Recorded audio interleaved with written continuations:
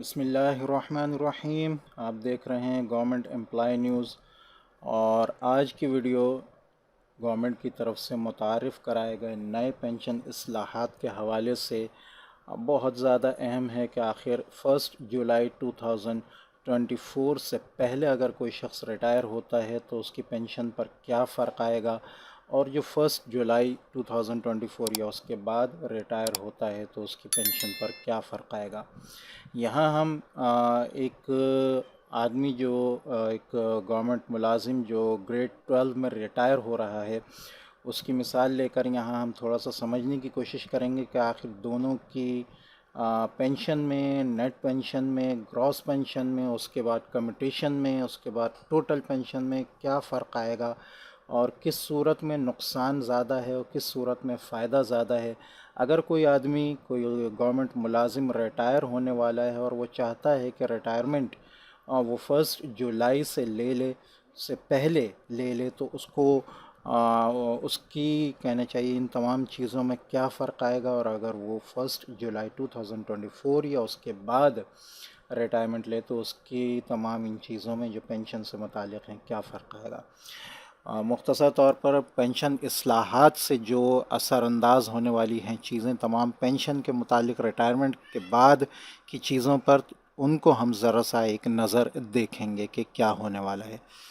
जैसा कि आपके सामने नज़र आ रहे हैं, मैंने दो जो हैं वो बनाए हुए हैं चार्ट। एक चार्ट न्यू रूल के मुताबिक, जो नया रूल मुतारिफ़ कराया है गवर्नमेंट ने उसके मुताबिक रिटायरमेंट का है, और एक एग्जिस्टिंग रूल है जो कहना चाहिए कि अभी तक चल रहा है और 1 जुलाई 2024 को ख़त्म होने वाला है। उसके मुताबिक अगर कोई आदमी रिटायर होता है तो उसको क्या क्या चीज़ें मिलती हैं।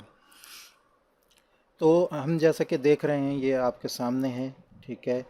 1 जुलाई 2024 या उसके बाद वो रिटायर हो रहा है एक आदमी। पे स्केल, अच्छा, इसका पे स्केल BPS 12 है, ठीक है। और उसके रिटायरमेंट जो है वो 62,670 जो है बेसिक उसकी जो है 62,670, इस पर वो रिटायर हो रहा है। तो न्यू रूल के मुताबिक जो एग्जिस्टिंग रूल है अभी उस पर रिटायरमेंट इसकी इसी पर होगी 62,670। लेकिन न्यू रूल के मुताबिक 36 मंथ की एवरेज निकाली जाएगी, पिछले जो भी 36 मंथ हैं। तो ये आपके सामने 36 मंथ्स आ रहे हैं, ठीक है। इसमें कुछ महीने जो हैं पे स्केल 2022 के लिहाज से हैं, कुछ महीने पे स्केल 2017 से मुताल्लिक़ हैं, ठीक है। तो ये आपके सामने जो है पे उसकी 1 जुलाई 2024 को 62,670 है। इसी तरह 1 दिसंबर 2023 से 30 जून 2024 तक उसकी तनख्वाह जो थी वो 43,800 तेरा ये आ रही है आपके पास 4,38,690, ठीक है ना। ये 7 महीनों की मिलाकर है, ठीक है, 7 महीने जो ये आ रहे हैं। इसी तरह यहाँ पर है, यहाँ इसकी BPS 2022 के मुताबिक 61,240 थी, जो 12 महीनों के मिलाकर 7,34,880 बन रही है, ठीक है। इसको हम थोड़ा सा और सेट कर लेते हैं। इसी तरह इससे पिछले महीनों की जो है 1 जुलाई 2022 से 30 नवंबर 2022 तक इसकी जो तनख्वाह थी वो BPS 2022 के मुताबिक 59,810 थी, ठीक है। और इनको अगर हम 5 से ज़रब दें, 5 से मल्टीप्लाई करें तो हमारे पास आ जाता है 2,99,050। इसी तरह उससे पिछले महीने हैं, तकरीबन 7 महीने हैं जैसा कि आपको यहाँ नज़र आ रहा है। और इन 7 महीनों में 2017 के पे स्केल के मुताबिक उसकी तनख्वाह 40,200 थी, ठीक है। इनका ज़रब हासिल जो आपके पास आ रहा है 28,000, 2,81,400। और आखिर में जो आखिर के महीने हैं, यानी शुरू के जो महीने हैं, तकरीबन 5 महीने हैं जो BPS 2017 के लिहाज से हैं, ठीक है। उनका जो मजमुआ आ रहा है, ज़रब हासिल ज़रब आ रहा है, वो आपके पास आ रहा है 1,96,200, ठीक है। इन सब का जो टोटल आपके पास आ रहा है वो तकरीबन आ रहा है 15,35,290, ठीक है। तो इसका हम एवरेज निकालेंगे, जो 36 मंथ की इसकी सैलरी है, लास्ट 36 मंथ की, इसका हम एवरेज निकालेंगे तो हमारे पास इसका एवरेज जो तकरीबन आ रहा है वो आ रहा है 54,172। अब पहला नुकसान इसको यहाँ पर ये है कि इसकी जो पेंशन आगे बनेगी वो जिस बेसिक पर बनेगी न्यू रूल के मुताबिक, उस वो पेंशन सैलरी है 54,172, जबकि पुराने रूल के मुताबिक उसकी जो जिस तनख्वाह पे उसकी पेंशन बनेगी वो है 62,670। इससे आप अंदाज़ा लगा सकते हैं कि बेसिक्स का कितना फ़र्क जो है वो रिटायरमेंट के वक्त आ जाएगा। इसके बाद हम इसकी ग्रॉस पेंशन दोनों की निकालेंगे। ठीक है, तो ग्रॉस पेंशन का फार्मूला लगाने के बाद न्यू रूल के मुताबिक ग्रॉस पेंशन जो है वो 37,920 आ रही है। ये फार्मूला आपको यहाँ ऊपर नज़र भी आ रहा है। ठीक है, इसको आप देख सकते हैं। और जबकि यहाँ जो है वो आपके पास जो आ रही है ग्रॉस पेंशन वो आ रही है 43,869। ठीक है, नेट पेंशन इन दोनों की निकालें अगर हम, तो नेट पेंशन आपके पास चूँकि नए रूल के मुताबिक 75% नेट पेंशन होगी और 25% जो है वो कम्यूट होगा। ठीक है, और पुराने रूल के मुताबिक जो है 65% नेट पेंशन होगी, 35% कम्यूट होगा। ठीक है, तो यहाँ आपके सामने ये चीज़ नज़र आ रही है। ये नेट पेंशन जो है आ रही है नए रूल के मुताबिक 28,440 और कम्यूट के लिए आ रहा है 9,480, जबकि पुराने रूल के मुताबिक 28,514 जो है वो नेट पेंशन आ रही है और 35% जो कम्यूट के लिए है वो 15,354। इतना फ़र्क आ रहा है कम्यूट के लिए जो आपकी पेंशन बनेगी, ये आप देख सकते हैं। तो न्यू रूल के मुताबिक 9,480 है, जबकि एग्जिस्टिंग रूल के मुताबिक 15,355, तकरीबन 15,500 है। कम्यूटेशन जब हम इनकी निकालेंगे तो आप देख सकते हैं, एक तो पहले ही नेट पेंशन में इतना फ़र्क आ रहा है कि यहाँ नेट पेंशन जो है वो 28,440 है और यहाँ नेट पेंशन 28,514 है। ये ज़्यादा फ़र्क नज़र नहीं आ रहा है, लेकिन इसमें कम्यूटेशन की वजह से कम्यूटेशन का जितना नुकसान हो रहा है वो अभी आपको पता चल जाएगा।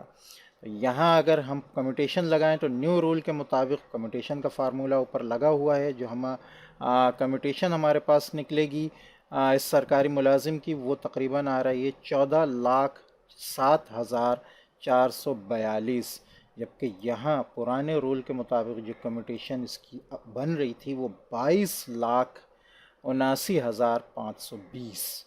अब आप देख सकते हैं कि कम्यूटेशन का दोनों में कितना फ़र्क आ रहा है। उसके बाद हम जो टोटल पेंशन अगर हम निकालें, नेट पेंशन तो ऊपर आ गई थी, लेकिन फिर उससे टोटल पेंशन हम निकालेंगे तो एक तो ये है कि जो अब तक एग्जिस्टिंग रूल के मुताबिक आपकी जो परसेंटेज लगती है इंक्रीज़ की, ठीक है, वो नई पेंशन पे लगती है। कैसे? 2011 की परसेंटेज 15 लगेगी इस कहना चाहिए कि नेट पेंशन पे ये, ठीक है। उसके बाद जो बनेगी उस पर 7.5 लगेगी, फिर जो बनेगी उस पर 15 लगेगी, फिर जो बनेगी उस पर 17.5 लगेगी, जबकि यहाँ जो है आपकी जो पेंशन है बनाने के लिए जो इंक्रीज़ लगेंगे वो सिर्फ इनिशियल पर ही लगेंगे। जो ये है आपके पास नेट पेंशन जो आपकी आ रही है, यानी ये सारे इंक्रीज़ जो हैं वो इसी पर लगेंगे। ये एक और नुकसान है, जबकि यहाँ जो इंक्रीज़ हैं वो नई बनने वाली पेंशन पे लगेंगे।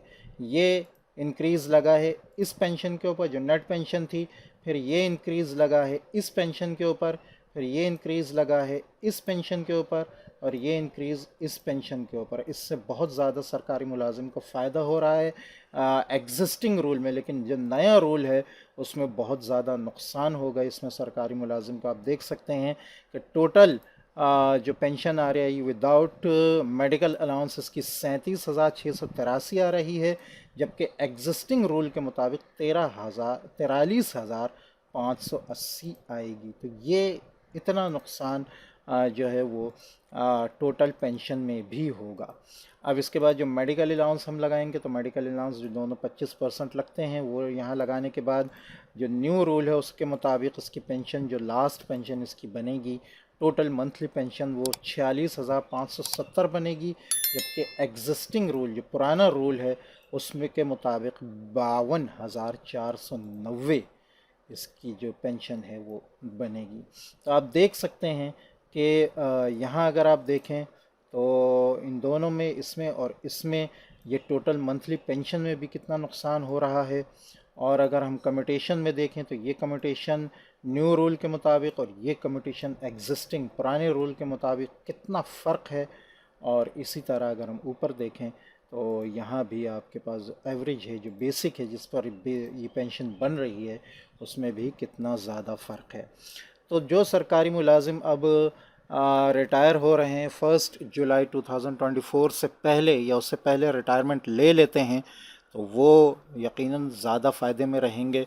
और जो उसके बाद रिटायर होते हैं और रिटायरमेंट लेते हैं तो उनकी कम्यूटेशन में भी बहुत फ़र्क आएगा और टोटल मंथली पेंशन में भी बहुत ज़्यादा फ़र्क आएगा।